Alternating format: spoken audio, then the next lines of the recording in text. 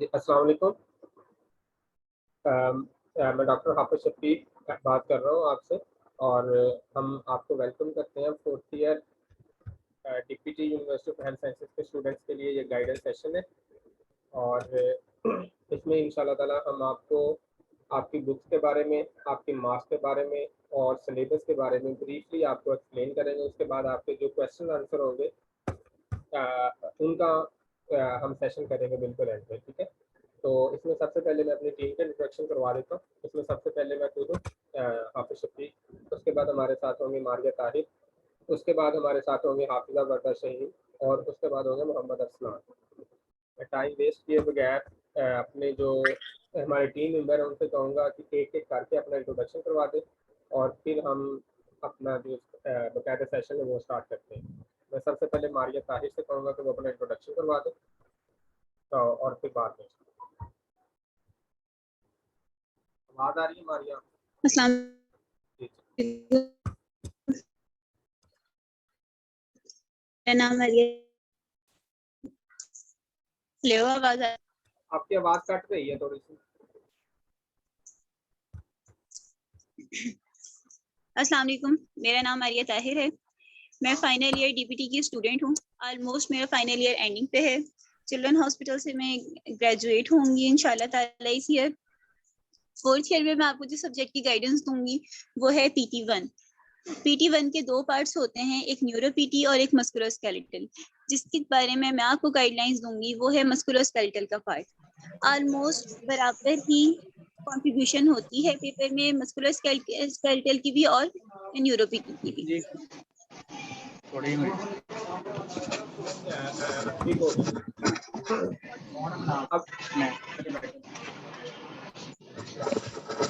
अब मैं हाफ़िज़ा बरदा शहीन से रिक्वेस्ट करूँगा कि वो अपना इंट्रोडक्शन करवा दें।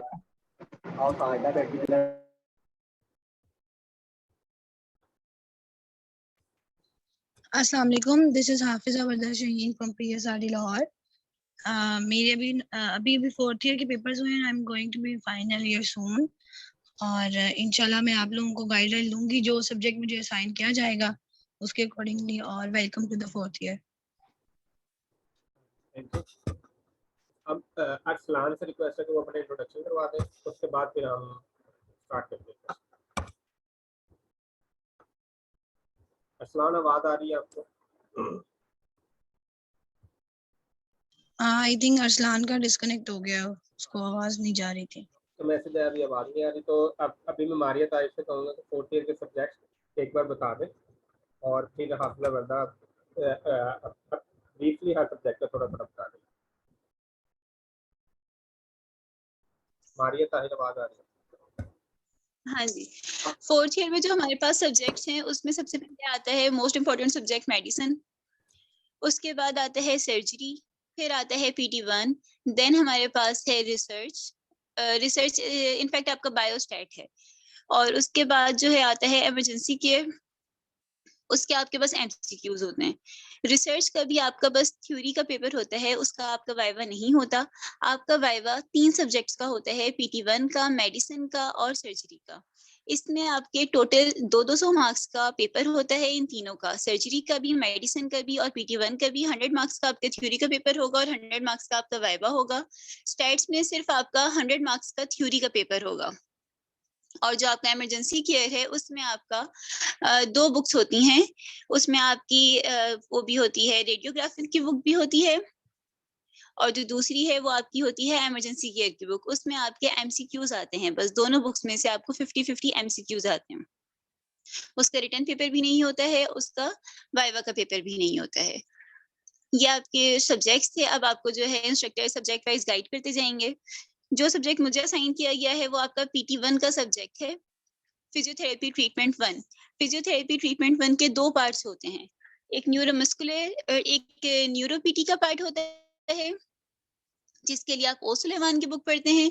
दूसरा आपका मस्कुलोस्केलेटल का पार्ट होता है जिसके लिए आप थेरेप्यूटिक्स की बुक पढ़ते हैं। थेरेप्यूटिक की बुक वही वाली जो आपने 3rd ईयर में पढ़ी होती है। 4th ईयर में थेरेप्यूटिक्स में हमने मस्कुलोस्केलेटल का पार्ट करना होता है, जिसमें आपके सिलेबस वाइज जो चैप्टर ऐड हैं वो चैप्टर नंबर 14 से चैप्टर नंबर 22 तक हैं। ये आपका मस्कुलोस्केलेटल का पार्ट कवर होगा थेराप्यूटिक से। जो आपका न्यूरोपीटी का पार्ट है वो आपका कवर होगा ओ सुलेमान वाली बुक से, ठीक है। अब जो मस्कुलोस्केलेटल वाला पार्ट है चैप्टर नंबर 14 से चैप्टर नंबर 22 तक, इसमें स्पाइन भी आती है और जॉइंट वाइज सारे रीजन आते हैं। Shoulder joint, hip joint, knee joint, ankle, wrist, ये सब आता है और स्पाइन भी आती है आपकी। तो जो आपके स्पाइन है उसमें से जो आपकी एनाटमी वगैरह है वो तो आपसे नहीं पूछी जाती है। एक्सरसाइजेस आपसे वाइवा में पूछी जाती हैं।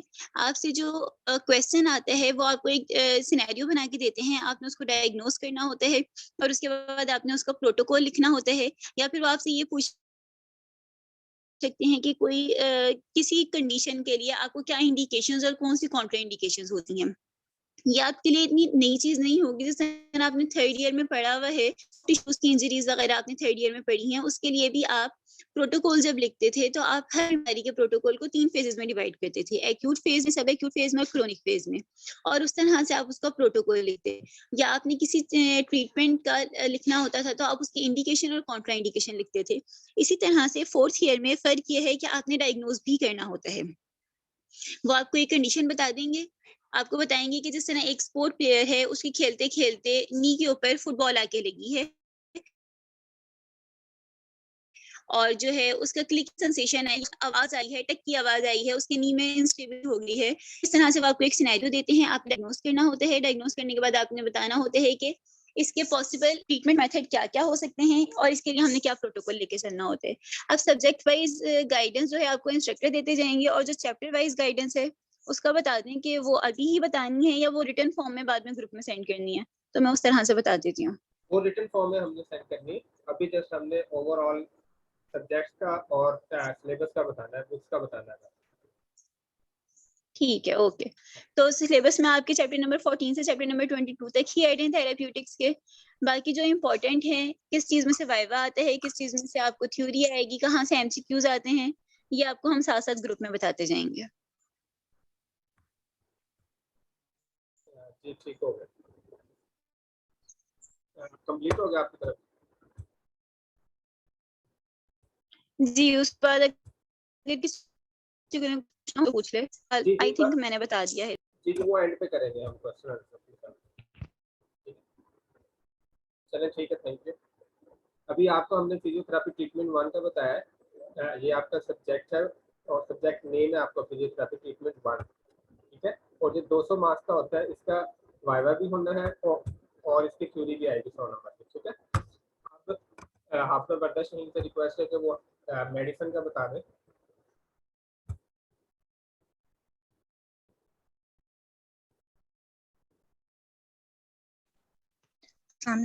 अच्छा, ये एक मारिया ने आप लोगों को बताया है PT1 के बारे में। टोटल हमारे जो एग्जाम्स होते हैं वो हमारे होते हैं 5, कि इनमें कुछ सब्जेक्ट्स मर्ज हैं, 2-2 सब्जेक्ट जिनका पेपर एक ही आता है, लेकिन आपने बुक्स 2-2 पढ़नी होती है, ठीक है। मैं एक दफा ब्रीफली बता देती हूँ, आपको मेडिसिन एक्सप्लेन कर दूंगी। पहला सब्जेक्ट है हमारा मेडिसिन। ये टोटल होता है 200 मार्क्स का, जिसमें से 90 थ्योरी के और 90 प्रैक्टिकल मतलब वाइवा और 20 इंटरनल असेसमेंट के होते हैं। मेडिसिन का कोई टोस नहीं है, लेकिन करिकुलम होता है इसका पूरा, वो आपको पूरा ही करना पड़ता है। इसमें जैसे 3rd ईयर में हम लोगों ने किया ना कि इस रीजन में से इतना आएगा, एक SCQ आएगा, इतने MCQ आएंगे, इसमें ऐसा कुछ नहीं होता।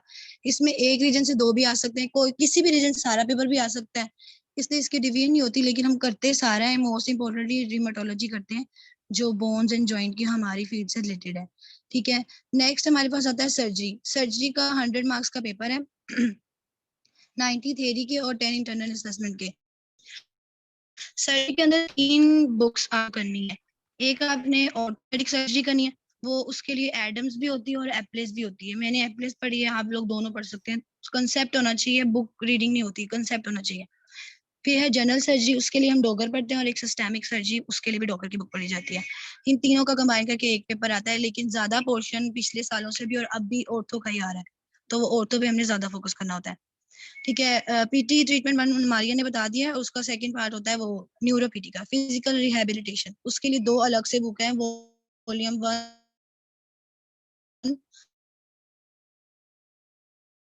नेक्स्ट है बायोस्टैट और एविडेंस प्रैक्टिस बेस्ड प्रैक्टिस। ये दोनों 2 सब्जेक्ट्स हैं इसमें ज्यादा वेटेज जो होती है वो बायोस्टैट की होती है और एविडेंस प्रैक्टिस दोनों की अलग अलग बुक है। उसके लिए बायोस्टैट के लिए मोहम्मद इब्राहिम की बुक है और ईबीपी के लिए आपकी ये अलग से बुक होती है। दोनों को आपने तैयार करना है। वेटेज ज्यादा बायोस्टैट की होती है, दोनों में से ही एमसीक्यू आने हैं और दोनों में से ही एमसीक्यूज भी आने होते हैं। और जो लास्ट है वो हमारा रेडियोलॉजी इमरजेंसी का होता है। किसी का माइक ऑन है, काइंडली अपना माइक ऑफ इजाब अपना माइक ऑफ कर लें। अच्छा, जो लास्ट वाला है वो रेडियोलॉजी और इमरजेंसी है। इसके लिए भी दोनों अलग अलग बुक्स होती हैं। इमरजेंसी के लिए तो एक पूरी बुक है, उसकी चैप्टर्स के एंड से भी एमसीक्यूज आ सकते हैं और बीच में से भी आते हैं। और रेडियोलॉजी की बुक से कर लें या स्लाइड से कर लें, एक बात है, कंसेप्ट होना चाहिए। इसमें एमसीक्यू से जो सारे के हैं वो एमसीक्यूज ही आते हैं। ठीक है, नेक्स्ट स्लाइड आई गेस उसमें डिटेल लिखी हुई है।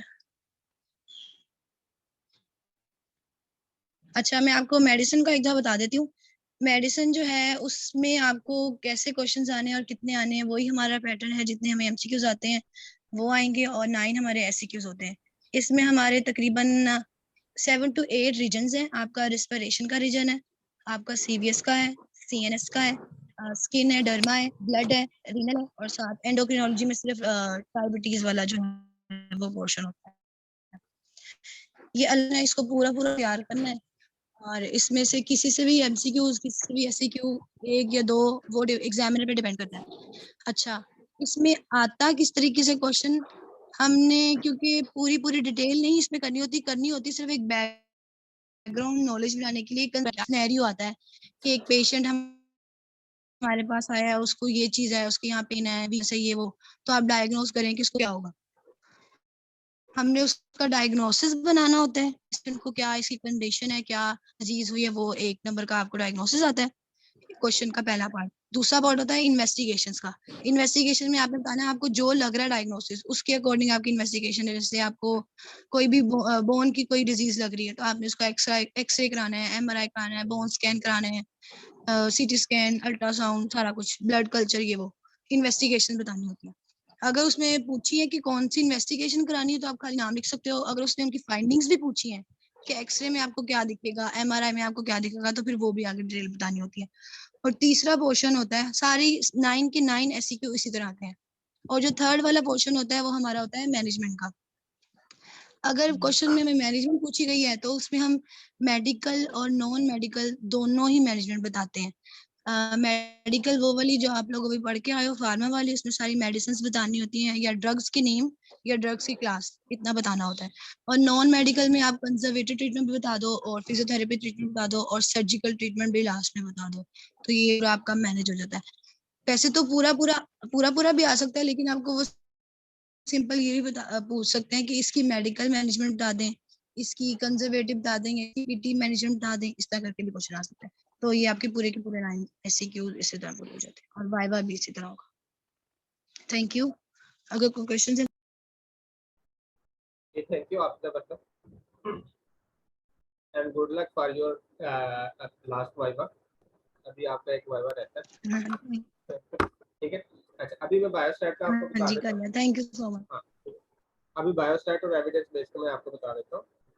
बायोस्टैट की आपने बुक लेनी है मोहम्मद इब्राहिम साहब की, ठीक है, जो मोस्टली पढ़ाई जाती है और डिफरेंट कॉलेज में वो रिकमेंड भी की जाती है, ठीक है। अगर किसी कॉलेज में कोई आपका टीचर कोई आपको नोट से पढ़ा रहा है तो आपने खुद से ही पढ़ना है। साथ में बुक लेना चाहे तो आप ले लें, अदरवाइज आपका सिलेबस कंप्लीट हो जाएगा, उसमें कोई मसला नहीं। आपका जो सिलेबस है आपने वो अपने सामने रखना है और उसमें से जो आपके टॉपिक्स हैं वो आपने करने हैं, ठीक है। और इसी के साथ होता है evidence based practice. Evidence based practice आपके लिए बिल्कुल न्यू सब्जेक्ट है, अभी तक इस तरह का आपने बिल्कुल नहीं पढ़ा होगा पहले, ठीक है। और ये जो एविडेंस बेस्ड प्रैक्टिस है ये आपने बहुत अच्छे से करनी है, आपने एग्जाम पॉइंट ऑफ व्यू से नहीं करनी। वो आप बिल्कुल आसानी से पास हो जाएगा, उसका कोई मसला नहीं है। लेकिन आपने एविडेंस बेस्ड प्रैक्टिस इस लिहाज से करनी है कि आपने जब फाइनल ईयर के बाद प्रैक्टिस करनी है तो आपने इस सब्जेक्ट को यूज करते हुए आपने अपनी प्रैक्टिस करनी है, ठीक है। इसका मतलब ये होता है कि हमारी दुनिया में जो भी रिसर्चिंग हो रही है या रिसर्च के थ्रू कोई भी ट्रीटमेंट प्लान आ रहा है तो वो रिसर्च के बेस में आता है, ठीक है। तो आपने अपने टीचर हजरात से ये आपने लाजमी कहना है कि हमें सिखाएं कि हमने ट्रीटमेंट प्लान कैसे ढूंढना है, हमारे पास कोई रिसर्च आती है उसमें से हमने क्या चीज़ पढ़नी है और क्या चीज़ उसमें से इम्पोर्टेंट होती है, क्योंकि कुछ रिसर्चेज होती हैं 30-30 पेजेस की, वो सारी नहीं पढ़नी होती, उसमें से एक छोटा सा पार्ट पढ़ना होता है एब्स्ट्रैक्ट का या उसके मेथड का या उसके रिजल्ट्स का। तो ये आप पे डिपेंड करता है कि आप अपने टीचर से कितना गेन करते हैं। तो मैं इसलिए स्टार्टिंग में आपको बता रहा हूँ कि एग्ज़ाम पॉइंट ऑफ व्यू से आप आराम से कर लोगे पास, लेकिन आपने क्योंकि फाइनल ईयर के बाद प्रैक्टिस करनी है, तो आपने इसको अच्छे से पढ़ना है, समझना है कि हमने रिसर्च ढूंढनी कैसे है, उसको पढ़ना कैसे है, उसको इम्प्लीमेंट कैसे करना है। ठीक है। अच्छा, बायोस्टैट में से आपको जो SCQ पेपर है उसमें से आपको SCQ आने हैं 5 और एविडेंस बेस्ड प्रैक्टिस में से आने हैं 4, ये हो जाएंगे टोटल 9। ठीक है। और इस तरह MCQs आपके 25 आने हैं बायोस्टैटिक्स से और 20 MCQs आने हैं एविडेंस बेस्ड प्रैक्टिस से, और ये कोई इतना मुश्किल काम नहीं है। इसमें जो आपकी मोहम्मद इब्राहिम साहब की बुक है, इसमें आपके स्टार्टिंग के 9 चैप्टर्स इंक्लूड हैं आपकी 4th ईयर में, और जो उससे ऑनवर्ड है वो आपके इंक्लूड होंगे फाइनल ईयर में। आपकी ये बुक 4th ईयर में भी इस्तेमाल होगी और फाइनल ईयर में भी इस्तेमाल होगी। बाकी अपने चैप्टर वाइज जो भी गाइडलाइंस होंगी वो हम आपको व्हाट्सएप ग्रुप में साथ साथ सेंड करते जाएंगे। तो अभी मैं मोहम्मद अरसलान से रिक्वेस्ट करूंगा कि वो अपना सर्जरी का सब्जेक्ट और रेडियोलॉजी एंड इमरजेंसी का भी गाइड कर दें। उसके बाद फिर आपके जो क्वेश्चन होंगे उनके हम आंसर करेंगे। मोहम्मद अरसलान, आवाज़ आ रही है?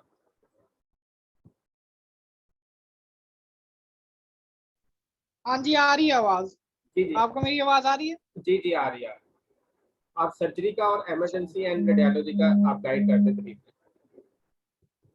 अच्छा, चले मैं गाइड करता हूँ। जी। अच्छा, बेसिकली जो सर्जरी आपकी है वो तीन तीन तीन टॉपिक्स पे डिवाइडेड है। एक आती है जनरल सर्जरी, एक आती है सिस्टेमिक सर्जरी, ठीक है, और उसके बाद आती है आपकी अपना ऑर्थोपेडिक सर्जरी। जो मेन चीज आती है ना आपकी जनरल सर्जरी, बेसिकली बेसिक जो है ना आपका, ज्यादा हमें जो पेपर आता है ना वो ऑलमोस्ट 45 MCQs ऑर्थोपेडिक से आए हुए थे और सारे SCQs ऑर्थोपेडिक से आए हुए थे। मतलब जनरल और सिस्टेमिक पढ़ने का हमें कोई फायदा नहीं हुआ। लेकिन इस चीज को आपने इतना लाइट नहीं लेना कि आपने इसको फॉलो नहीं करना कि जो करिकुलम में दिया हुआ है आपने वो नहीं पढ़ना, आपने सिर्फ ऑर्थोपेडिक पढ़ ली और आपने मतलब अपने आप को रास्ते से निकाल दिया। क्योंकि UHS का कोई भरोसा नहीं है कि वो कुछ भी उठा के दे सकते हैं। हो सकता है आपकी बारी में टॉस फॉलो हो जाए। और असूल तो ये है कि 2 क्वेश्चन आते हैं आपके जनरल सर्जरी से, एक क्वेश्चन आता है आपकी सिस्टेमिक सर्जरी से, और बाकी जो आते हैं मतलब कितने 6 बनते हैं, वो 6 में से 5 आपके ऑर्थो में से आएंगे और एक आपका क्वेश्चन आएगा न्यूरो सर्जरी से आएगा। ठीक है, असूल ये है कि ये डिवीजन होती है। लेकिन क्योंकि वो टॉस इम्प्लीमेंट नहीं होता अक्सर औकात, क्योंकि MBBS टीचर चले जाते हैं पेपर बनाने तो उनको आइडिया नहीं होता, तो वो सारा ऑर्थोपेडिक में से ही उठा के दे देते हैं। तो आप लोगों ने इस चीज को नहीं करना, आपने सारी प्रिपरेशन करनी है, क्योंकि अभी आपका साल का स्टार्ट है तो आप A to Z लेके सब कुछ चलें, कोई भी चीज मिस ना करें। ठीक है, सारा कुछ प्रिपेयर करें ताकि जब आप प्रॉफ देने जाएं, अगर आपने कोई टॉपिक स्किप किया है तो अगर उसमें से सवाल आ जाए तो आपको उस टाइम आ रहा हो, आपको वो इजी लग रहा हो, वो मुश्किल उसमें आपको प्रॉब्लम ना हो। लेक्चर्स बकायदा सुने, लेक्चर्स सुनेंगे ही तो ही कॉन्सेप्ट्स बनेंगे। जब तक आप लेक्चर्स सो के गुजारेंगे, अगर लेक्चर्स बिलफर्ज आके ऑनलाइन हो रहे हैं, आप सो कर गुजार रहे हैं लेक्चर्स को, तो आप अपना टाइम वेस्ट कर रहे हैं। ठीक है, फिर आप में और जो बच्चा नहीं पढ़ रहा उसमें कोई फर्क नहीं है। ठीक है, जो बच्चा जस्ट पास होने के लिए पढ़ रहा है और जो बच्चा कंसेप्ट सुनाने के लिए पढ़ रहा है, उसमें और आप में कोई फर्क नहीं है। तो काइंडली लेक्चर्स को गौर से सुने, ठीक है, और उन पे इम्प्लीमेंट करें। जो आप सीखते हैं उसको हर दिन जाके पढ़ें। तो जो जनरल सर्जरी है ना, इसकी जो बुक है वो अब्दुल वहाब डोकर है। ठीक है, ये एक अच्छी बुक है। बेले एंड लव भी आपके टीचर सजेस्ट करेंगे, लेकिन उसको फॉलो नहीं करना, उसको फॉलो नहीं करना क्योंकि वो बहुत लेंथी है और उसमें फंस जाते हैं। तो जो बुक आती है वो आती है एक जो जिसको कहते हैं अब्दुल वहाब डोकर। ठीक है, उसमें आपके जो चैप्टर्स हैं, सबसे पहले आता है वूंड का चैप्टर आता है। ठीक है, आपने आपसे वो पूछेगा टाइप्स ऑफ वूंड क्या होती हैं। ठीक है, आइडियली ये क्वेश्चन इस तरह आएंगे कि सिनेरियो बना होगा कि एक पेशेंट वो उसको ट्रॉमा हो गया, ठीक है, ये हो गया, तो अब उसके आप बताएं कि इसको कौन से टाइप ऑफ वुंड है, ठीक है, टाइप ऑफ वुंड पूछ सकता है, ठीक है, फिर वो पूछेगा डिफरेंट टाइप ऑफ वुंड क्या होते हैं, उनको डिफरेंशिएट करें, ठीक है, टाइडी वुंड होता है, अनटाइडी वुंड होगा, ठीक है, और ओपन वुंड होगा, क्लोज वुंड होगा, एक्यूट होगा, क्रोनिक होगा, ठीक है, इस तरह के टाइप्स उसकी बनती हैं डिपेंडिंग ऑन द वो आप फैक्टर्स जो यूज कर रहे हैं। उसके बाद आपने उसको वैसे ही एक्सप्लेन करते जाना है, फिर वो पूछेगा इसकी मैनेजमेंट बताएं, इसकी इन्वेस्टिगेशन बताएं। जो मेन चीज फोर्थ ईयर में आप पढ़ेंगे ना, वो है आप मैनेजमेंट और इन्वेस्टिगेशन, क्योंकि डिजीज की पैथोलॉजी आप पढ़ के आ चुके हो थर्ड ईयर में, तो अब आप पैथोलॉजी नहीं सुनाएंगे, अब आप उसकी मैनेजमेंट और आप उसके वो इन्वेस्टिगेशन और उसकी क्लिनिकल फीचर्स के पेशेंट आपके पास उस डिजीज के साथ कैसे प्रेजेंट करेगा। अगर कोई पेशेंट आपको उसकी प्रेजेंटेशन डिजीज की नहीं पता तो आप सिनेरियो नहीं सॉल्व कर सकते। बहुत जरूरी है कि सिनेरियो सॉल्व करने के लिए आपको डिजीज की क्लिनिकल पिक्चर पता होनी चाहिए कि पेशेंट प्रेजेंट कर रहा है, उसके बाद ही जाके आप उसको करेंगे, उसको करेंगे इन्वेस्टिगेट, क्या से करवाएंगे, क्या करवाएंगे में क्या देखेंगे, जी में क्या देखेंगे, अल्ट्रासोनोग्राफी में क्या देखेंगे, ठीक है, ये चीजें आपने पढ़नी है लाजमी अच्छे तरीके से। तो उसके बाद आ जाता है, आपने ये कर लिया, वुंड वाला चैप्टर हो गया, फिर बर्न्स वाला चैप्टर होता है, अब बर्न्स के बारे में पढ़ते हैं और इसमें फिजिकल थेरेपी का क्या रोल है बर्न के पेशेंट में, ठीक है, और उसके बाद आपने ये देख लिया, और उसके बाद आपने आगे आते जाए तो acute limb ischaemia, venous disorders basically ये आप पढ़ेंगे, ठीक है, इसमें बर्जर डिजीज और भी डिजीजेस आती हैं। आइडियली इसमें से 2 क्वेश्चंस बनने चाहिए, लेकिन इसमें से हमें कोई नहीं आया था, तो आप लोगों ने जरूर पढ़ना क्योंकि आपका साल स्टार्ट हुआ है अभी इस टाइम, तो आपने स्टार्ट से पढ़ना है सब कुछ। फिर आ जाए सिस्टेमिक सर्जरी की तरफ। सिस्टेमिक सर्जरी में जो आते हैं कुछ टॉपिक्स जो है ये इतनी डिटेल में नहीं पढ़नी क्योंकि इससे एक सवाल आना है, और एक सवाल यूजुअली पास्ट पेपर से आ जाता है, लेकिन अक्सर औकात देखा गया वो जीआईटी से आया, कभी या थोरेसिक ट्रॉमा से आया, या कभी कभार कोई अपना न्यूरो सर्जरी से आ जाता है। 2 सवाल न्यूरो सर्जरी बहुत इंपॉर्टेंट है, न्यूरो सर्जरी से अक्सर औकात आ जाते हैं सवाल, आए में भी हैं पास्ट पेपर्स में, लेकिन हमें नहीं आया, तो इस बात पे ये उम्मीद नहीं रखना कि लास्ट ईयर पे ये सवाल नहीं आए तो हमें नहीं आएंगे।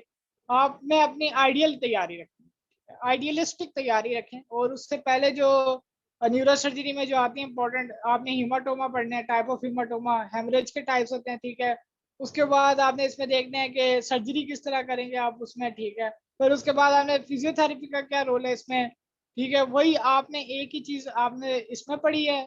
अगर वो फिजिकल थेरेपी पूरी का आप थेराप्यूटिक एक्सरसाइज में भी न्यूरोपीटी पढ़ेंगे, उसमें भी स्ट्रोक की रिहेबिलिटेशन दी होती है, हिमाटोमा की दी होती है, ठीक है, हेमरेज की दी होती है, आप वही लिख के आएंगे, ठीक है। इसी तरह ये आपकी सिस्टेमिक हो जाएगी, और फिर आप जाएंगे ऑर्थोपेडिक की तरफ। ऑर्थोपेडिक में बेसिकली 2 बुक्स आती है, एक एप्लेस आती है और एक एडम्स आती है। जो एडम होगी ना उसमें आप रीजनल पढ़ें, ठीक है, जो जैसे जॉइंट डिफॉर्मिटीज हो गई, ठीक है, और जॉइंट डिफॉर्मिटीज करने के बाद आपने कर ली अपना जॉइंट डिसऑर्डर्स पढ़ लिया, ठीक है, इसमें ये यूनिट्स आपने पढ़ने हैं, जॉइंट डिसऑर्डर्स, और रीजनल ऑर्थोपेडिक आपने इससे पढ़नी है, ठीक है। रीजनल ऑर्थोपेडिक में भी इसमें आपने स्पाइन में स्कोलियोसिस, काइफोसिस, इसकी सर्जिकल ट्रीटमेंट, ठीक है, इसमें इन्वेस्टिगेशन आपने ये पढ़नी है, और कुछ डिफॉर्मिटी टोटिकोलस हो गई, ठीक है, स्पाइन में ये पढ़ लेनी। नी में आप जीनो वेलगम, जीनो वेरस पढ़ेंगे, एंटीरियर क्रूशियल लिगामेंट इंजरी पढ़ लें, पोस्टीरियर क्रूशियल लिगामेंट इंजरी पढ़ेंगे, ठीक है। इनके सिनेरियोस बनाना सीखें, जब तक आप सिनेरियो बनाना नहीं सीखेंगे तब तक आप ये नहीं कर सकते सॉल्व खुद से। अगर आपको पेपर में कोई क्वेश्चन आ जाए जिसको आप देख के घबरा जाए तो आप खुद एक रिस्क में है, ठीक है। तो आपने इस तरह नहीं करना कि आप घबरा जाए उस टाइम, आपने इतना तैयार करके जाना है कि आपको सारा कुछ आता हो, कुछ ना भी आता तो आप लिख के आए, आपको कुछ दिमाग में आ रहा हो उसके बारे में, आपको कुछ नॉलेज, साउंड नॉलेज हो, ठीक है, क्योंकि अब आप प्रैक्टिकल प्रोफेशनल लाइफ में जा रहे हैं तो आपको आइडियली चीजें आनी चाहिए। जो चीजें वो आपसे अगर कोई नॉर्मल बंदा भी पूछे तो आपको उसके बारे में कुछ ना कुछ आना चाहिए, ठीक है। तो ये आप इस तरह ये ऑर्थो में करेंगे, ठीक है। ऑर्थो की दूसरी बुक क्या एप्लेस, उसमें से फ्रैक्चर्स पढ़े थे, ठीक है, उसमें रीजनल फ्रैक्चर्स दिए हुए एंड में, उसमें इतना डिटेल नहीं पढ़नी क्योंकि सिस्टेमिक सर्जरी में जो अब्दुल वहाब डॉक्टर है उसमें भी फ्रैक्चर्स दिए हुए हैं, अच्छे दिए हुए हैं, उसमें फ्रैक्चर्स की क्लासिफिकेशन दी हुई है 3, एक एओ क्लासिफिकेशन है, ठीक है, एक साल्टर हैरिसन क्लासिफिकेशन है, और एक गस्टिली एंडरसन गस्टिलो एंडरसन क्लासिफिकेशन है, ठीक है। ये 3 क्लासिफिकेशन ये प्रोफ में आती है, हमें भी आई थी एक क्लासिफिकेशन, इसमें से उसने डिफरेंट टाइप ऑफ क्लासिफिकेशन पूछ ली थी फ्रैक्चर की कि आप फ्रैक्चर को किस तरह क्लासिफाई करेंगे। वो उसमें थोड़ा न्यूमेरिक अल्फा न्यूमेरिक कोडिंग होती है जिसमें आप बोन को न्यूमेरिक कोड से रिप्रेजेंट करेंगे और उसके बाद अगला न्यूमेरिक जो होगा वो उसके टाइप ऑफ फ्रैक्चर को रिप्रेजेंट करेगा और फिर उसका अगला जो अल्फाबेटिक होगा वो आपको सिंपल या कॉम्प्लेक्स फ्रैक्चर बताएगा। इस तरह आप इसकी डिटेल पढ़ेंगे तो ये आपको और क्लियर हो जाएगा। तो इस तरह के क्वेश्चन आएंगे आपको कि एक पेशेंट आया था उसको ये फ्रैक्चर हो गया, ठीक है, तो इस समय वो क्या क्या प्रोटोकॉल मैनेज, तो वो अब्दुल वहाब डोगर के सिस्टेमिक में अच्छा सा दिया हुआ है फ्रैक्चर, उधर से आप रिवाइज कर सकते हैं। लेकिन अभी आपका स्टार्ट है तो आप एप्लेस में देखेंगे किस तरह उसने फ्रैक्चर्स बताए हुए हैं, ठीक है, और किस तरह अगर वो करें, अगर आपके कोई टेस्ट हो रहे हैं ना तो आप एप्लेस से पढ़ें, तो साथ में जब टेस्ट का 1-2 घंटा पहला हो ना तो आप वो डोगर सिस्टेमिक डोगर से रिवाइज करें उसके बारे में क्या लिखा हुआ है उसने इसमें। उसके बाद 1-2 बातें मैं और बताना भूल गया, जो जनरल सर्जरी में ब्लड ट्रांसफ्यूजन भी आ जाता है, ठीक है, और उसके अलावा ब्लड ट्रांसफ्यूजन में कौन कौन से रिएक्शंस होते हैं। अगर आपने छोड़ भी दिए कि जनरल और सिस्टेमिक सिर्फ ऑर्थो पढ़ के गए हैं तो आप एक वाइवे के में जब जाएंगे ना तो वाइवे में आप रिस्क में होंगे, क्योंकि वाइवा जो आपका लेगा वो या तो जनरल सर्जन होगा या ऑर्थोपेडिक सर्जन होगा। मोस्ट प्रोबेबली वो जनरल सर्जन ही होगा, ठीक है। तो जनरल सर्जन जो आपका वाइवा लेगा उसने जनरल ही पूछनी है, तो जब उस टाइम जनरल सर्जरी नहीं आ रही होगी, सिस्टेमिक सर्जरी नहीं आ रही होगी, तो आपके नंबर ऑटोमेटिकली डिडक्ट हो जाते हैं। तो इसलिए आइडियल तैयारी करके जाएं, आइडियली अच्छे तरीके से पढ़ के जाएं, ठीक है। आइडियल अप्रोच नहीं हो सकती, 90-80% आप नहीं कर सकते हैं, मैक्सिमम आप कर सकते हैं स्कोर अगर आपकी अच्छी तैयारी हो। ये थी सर्जरी के बारे में, इसमें किसी को कोई क्वेरी हो तो एंड पे आके जरूर पूछिए। उसके अलावा रेडियोलॉजी इमरजेंसी का जो बच्चे पूछ रहे हैं वो अगर वो बताना है तो वो अभी बता दूं या बाद में बताना है?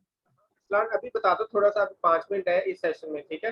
तो आपसे रिक्वेस्ट है आपने दोबारा यही लिंक आपने दोबारा ज्वाइन करना है और उसके बाद फिर हम आपके क्वेश्चंस लेंगे। आप क्विकली ना 3-4 मिनट में बता दो बेटा। ठीक है। जो रेडियो इमरजेंसी है ना, जिस तरह आपको वर्दा ने बताया कि इसमें जो बुक है एक वो इमरजेंसी की एक बुक आती है इमरजेंसी केयर इन एथलेटिक ट्रेनिंग, ठीक है, वो बुक आपने पढ़नी है अच्छे से, ठीक है, क्योंकि लास्ट ईयर का कोर्ट एमसीक्यूज का एक बुक थी एमसीक्यूज की एबीसी आरईएम, उससे आए थे इमरजेंसी मेडिसिन के एमसीक्यूज, लेकिन जरूरी नहीं है कि हर बार उसी में से एमसीक्यू है, हो सकता है नेक्स्ट ईयर वो चेंज करें, ठीक है, हो सकता है वो next year different approach use करें, तो आपको हर तरफ से रेडी रहना चाहिए, ठीक है। तो आपने उसकी अच्छी से बुक की रीडिंग करनी है, उसके एंड में एमसीक्यूज सॉल्व करना है, उसमें खुद से भी आपने एमसीक्यूज बनाने हैं और वो बुक के भी एमसीक्यूज पढ़ते जाने हैं, ठीक है, एबीसी आरईएम, ठीक है। उसके बाद बुक की डिटेल्स आपको सेंड कर देंगे ग्रुप में कि किस तरह वो बुक आपने कौन सी बुक लेनी है, किस और लेनी है। और उसके बाद आपने जो ईबीपी पढ़नी है, ईबीपी के 5-6 चैप्टर्स हैं आई थिंक सो, तो वो 5-6 चैप्टर्स आपने अच्छे से रट्टा लगाने, उनका है ही रट्टा, उनका कंसेप्ट इतना नहीं है, अगर आपने उनको अच्छे से ग्रिप कर लिया तो आपके फाइनल ईयर में रिसर्च जो है ना प्रोजेक्ट वो इजी हो जाएगा आपके लिए, आपको समझ आने लग जाएगी। तो जो चीजें आप अभी कर रहे हैं ना वो आपके फाइनल ईयर में काम आएंगी, अगर आपको ये चीजें अभी नहीं आएंगी तो फाइनल ईयर में आपकी इंसल्ट बहुत रेडी हैंड होने के लिए तैयार है कि आपको ये भी नहीं आता ये भी नहीं आता तो आप पढ़ के क्या आए, ठीक है। तो आपने अच्छे तरीके से तैयारी करके जानी है हर तरह से। तो इसमें भी रेडियोलॉजी में भी आप अगर देखें तो इसमें मोस्टली जो होता है ना स्लाइड्स होती हैं इसकी, तो उसी से हम पढ़ते हैं, वही एमसीक्यूज वगैरह उससे हो जाते, तो आप उसी को तैयार कर लें तो वो बेस्ट है। तो ये मेरी तरफ से था, किसी को कोई क्वेरी हो तो एंड पे आके जरूर पूछें। चले, थैंक यू मोहम्मद बुरहान। अभी हमारा जो जूम का सेशन है वो 45 मिनट्स का होता है, तो वो कंप्लीट होने लगा है, तो इसी लिंक को आप दोबारा ज्वाइन करें सारे। उसके बाद फिर हम आपको बुक्स का नाम बता देंगे जो जो बुक्स आपने यूज़ करनी है, ठीक है, और आपके जो क्वेश्चंस होंगे उनका हम आंसर करेंगे। चलिए दोबारा ज्वाइन करेंगे फिर।